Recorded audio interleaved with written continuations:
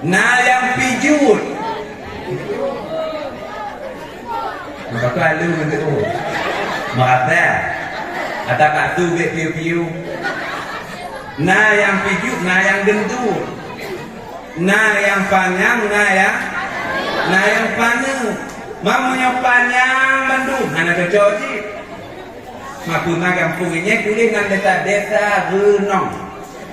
Maka renong itu panjang-panjang mana. Mamanya panjang bandung biar anak seru je. Anak tu EU, mau panjang kau pakai EU macam bau. Nak kena oleh panjang kampung bau anak tu belum tahu. Alhamdulillah. Hana, apa dia Hana? Hana belakang bau Hana. Hana kau Hana itu anak tu belum Hana belakang.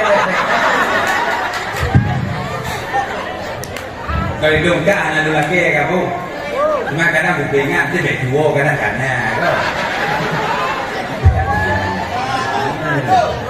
Hidup nah itu hidup.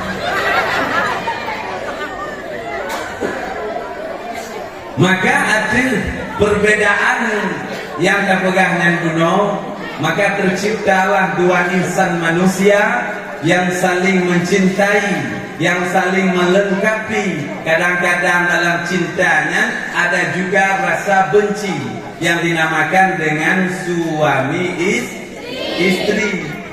Dalam tanya suami istri nyobang ka ya ma de bandung tanya na rasa sayang, na rasa benci lah mau tangga. Oh tengok sayangnya kon wayang juga. Habis moli dan nyolong tangga. Mugusu-gusu bandua.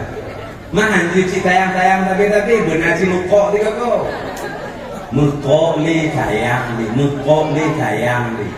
Maka di bang, bang Maka mama tu bang.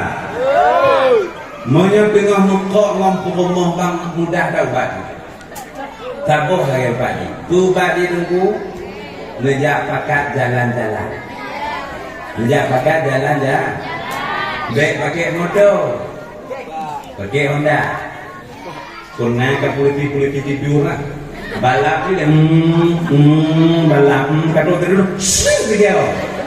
Rumah dari tenggang tidur kena. Abang ai pelik. Dari mana mati mati tu tanya.